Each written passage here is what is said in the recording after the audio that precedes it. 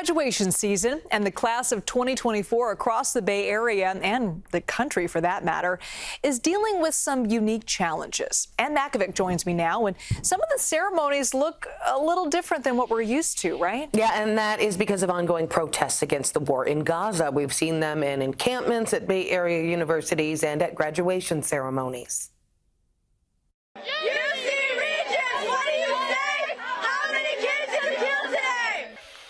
That was at UC Berkeley. Pro-Palestinian protests broke out during commencement ceremonies on May 11th. People in the crowd, including many graduates, holding Palestinian flags and signs calling for the university to divest in any enterprise that might help Israel in its war. Things much quieter at Cal State East Bay at their recent graduation celebration. But we did hear from one graduate who says if protests would have stopped the ceremony, she would have understood. While this is a huge milestone in my life, the lives and well-beings of others are equally as important. This is a piece of paper, and I'm still going to receive it regardless if I walk. She says her last two graduation ceremonies were virtual, so she would have been prepared for another one if protests would have stopped this one. The show went on at Sonoma State over the weekend, but there was a silent protest outside of the camera's view. 15 demonstrators holding Palestinian flags standing face to face with police and sheriff's deputies, and they chanted as the ceremony ended and walked away. That ceremony ending an eventful week at Sonoma State. On Thursday, its president, Mike Lee, stepped down after he was suspended for making an unsanctioned agreement with a group of protesters who had set up an encampment on the school's Person lawn. And at UC Santa Cruz, about 2,000 graduate student workers are on strike. They are protesting over concerns about how the entire UC system has handled pro-Palestinian protests. The university has deemed the strike illegal, but the grad students say they are carrying on with it. The strike will likely coincide with commencement ceremonies at UC Santa Cruz, which are set for mid-June. Liz. All right, Ann, thank you. Still ahead, we get some advice for graduates about to enter that job market. A professor from Cal State East Bay helps us break down the skills they really need. Plus, from retirement investments to health care to paying off those student loans, we'll look at what grads need to know about their money. Stay with us.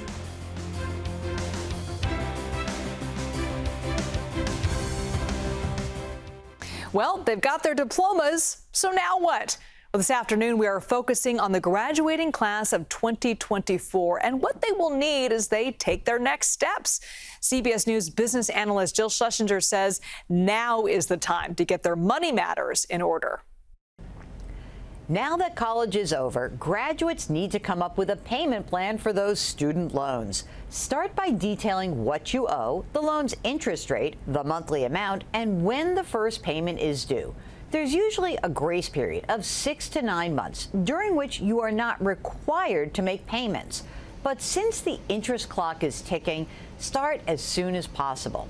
If you have a federal loan and are having trouble paying it, consider an income-driven repayment plan, which can reduce the monthly amount by extending the period of time you have to repay the loan. If you're starting a new job where the employer provides health insurance, look at your options. A high-deductible plan through work can be more affordable, or it may be cheaper to stay on your parents' health plan, which you can do until age 26. Finally, even though cash flow may be tight, if that new job includes a retirement savings plan, try to contribute to it at least up to the company match. If there's a Roth option for retirement, use that, because paying taxes up front on contributions now, while you're in a low tax bracket, will likely pay off in the future. And joining me now live is Amira Barger. She is the professor of marketing and communications and change management at Cal State East Bay. Thanks so much for being with us. Thank you so much for having me again. It's always a pleasure to be with you. Always a pleasure to have you. Okay, so all these graduations are going on. Everybody's celebrating. It's going to be great. Summer is here. But then reality hits, and it's time to find a job. So what's it like in the job market right now? Are they hiring a lot of graduates? Is it easy to find a job these days? It's not easy to find a job these days. It's a stark job market out there today, but one of the things that we find is that there are many entry level roles. Certainly, the most recent stats and reports note that the higher you are up in the food chain, the longer it's going to take you. So for recent college graduates at an entry level, there are a great many opportunities, and it's really about establishing a routine of when and where to look and sticking with it consistently. What about this whole concept of remote work? I know a lot of graduates like the idea, ooh, I can work from home, but is that really a good idea for that first job out the gate to not be in the office, not have that one-on-one communication, interpersonal, conversations?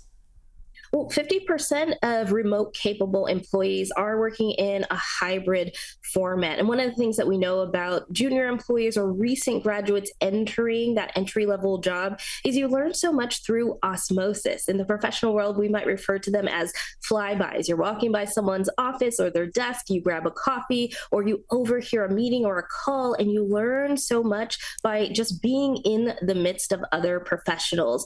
So what I would recommend to recent graduates is to establish a routine of being in the office with great intention for impact. So maybe you go in 2 days or 3 days, and across those days you're in the office, you're really intentional about seeking out your mentors and others that you can learn from through osmosis and being a part of meetings, workshops, and in the room to really capture some of those skills that can often be lost across a screen, a phone call, or a chat message, for example. I want to dive a little deeper into those skills because a lot of these folks have been in academia, which is a whole different environment than actually being in the workplace. What sort of special skills do you think all these kids need to know, or all these graduates need to know before they enter the workplace? Communication, over communicate. That's one of the keys here because we are in a more distributed workforce where we are hybrid. Some are remote, some are in the office, some split their time in half. Communicating with your colleagues and using the tools available to you is one of the top skills that we need to focus on, and to do so consistently and across a great number of mediums. If you're using Teams or Slack channels, other chat options, video conference calls, and again, when you're in the office, being really intentional about communicating in person across workshops and meetings is something that graduates need to think about.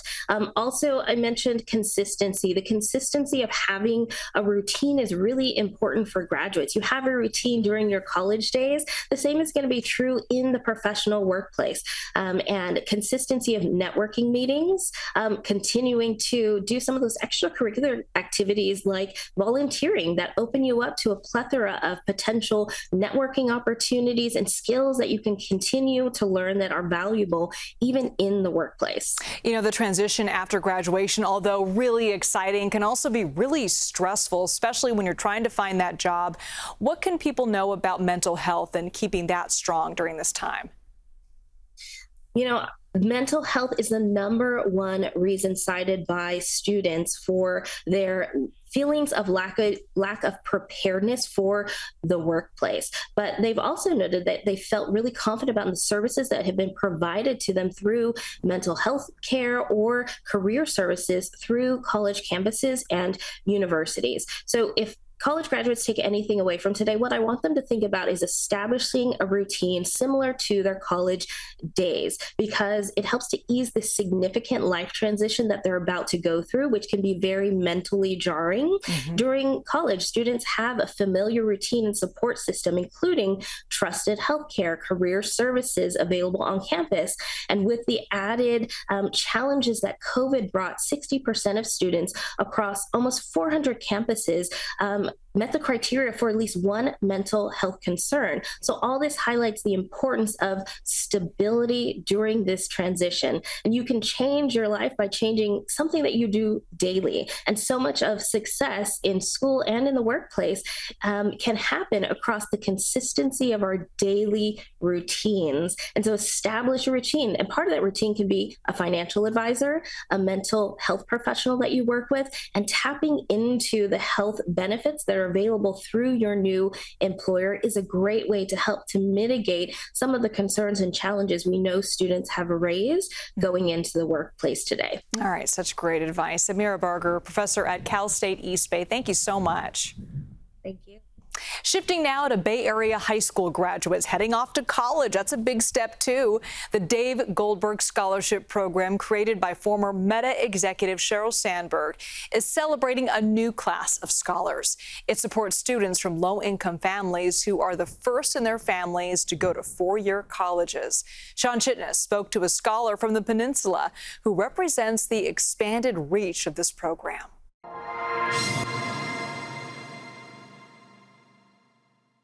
Valeria Chavez Franco has a lot to smile about as her senior year comes to an end at Woodside Priory School. She knew college was in her future, even with limited resources growing up, and as the first in her family to go to a four-year university. It's always been because I've had a really amazing community of mentors and of supporters behind me. A standout student who had several extracurriculars to keep her busy, the decision she faces is one many students would envy, her choice of admission to 4 selective colleges across the country. I think that's how first-generation scholars can really succeed, is with the support of everyone around them. She's part of the 2024 class of Dave Goldberg Scholars, a program from the Sandberg-Goldberg-Bernthal Family Foundation.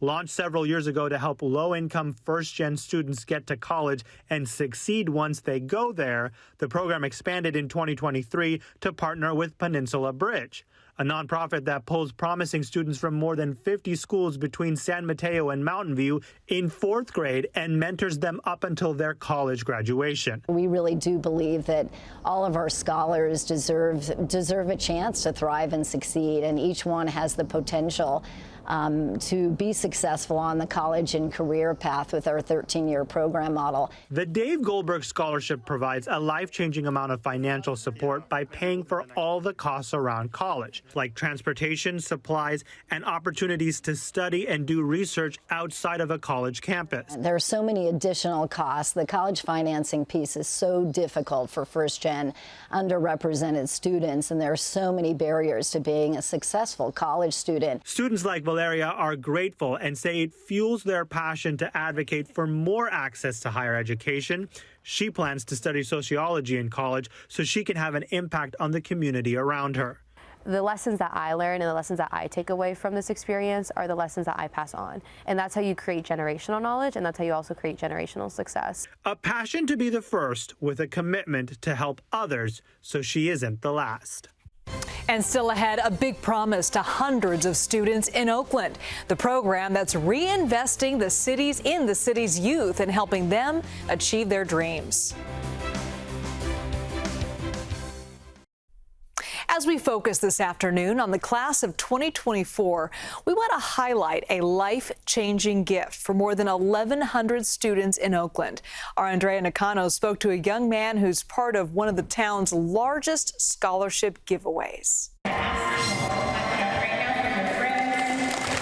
These young students are the future of Oakland. They are leaders and role models in their community. You won't find a more positive and inspirational young man than 17-year-old Royal Hubbard. That comes from my mom, my auntie, my family, my dad, because of everyone. Everyone just put their time and working for me. It's a community in me, literally. So what I want to do is be in the community in me and bring it right back out to the world. Royal is a senior at Oakland Tech High School and is one of the recipients of the Oakland Promise Scholarship. He's one of more than 1,100 students who are getting a share of nearly $5 million to help them go to college. For Royal, it's a dream come true to be the first in his family to get a college education. My dad didn't have much, my mom didn't have much, my family didn't have much, so I learned from their mistakes. I'm going to take their mistakes and just go drive from it. These students not only receive financial support, but resources such as mentors to guide them in the next chapter of their lives. Oakland Promise was created in 2016 as a way to reinvest in the city's youth. Really, our students in Oakland, they are the stars. They are excellent, and they have the opportunity to really change the trajectory of their zip code. Royal will be going to CSU Northridge in the fall to study business and marketing with an emphasis on fashion.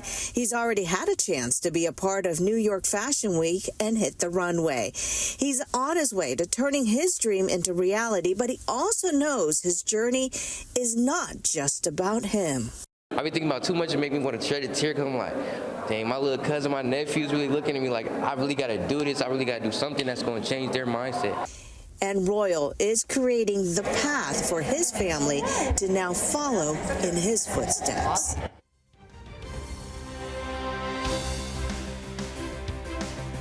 And thank you so much for joining us for today's conversation about the class of 2024. If you're graduating, congratulations. We'd love to hear what you think and what you're seeing and hearing in your neighborhoods. Post your thoughts online using the hashtag KPIX. CBS Evening News is next right here, and local news continues on our streaming service, CBS News Bay Area. I'll see you at 5 o'clock. Hi, thanks so much for watching. To view more content like this, we've selected some videos that we think you'll enjoy. And don't forget to like or click that button here on the bottom left of your screen to subscribe.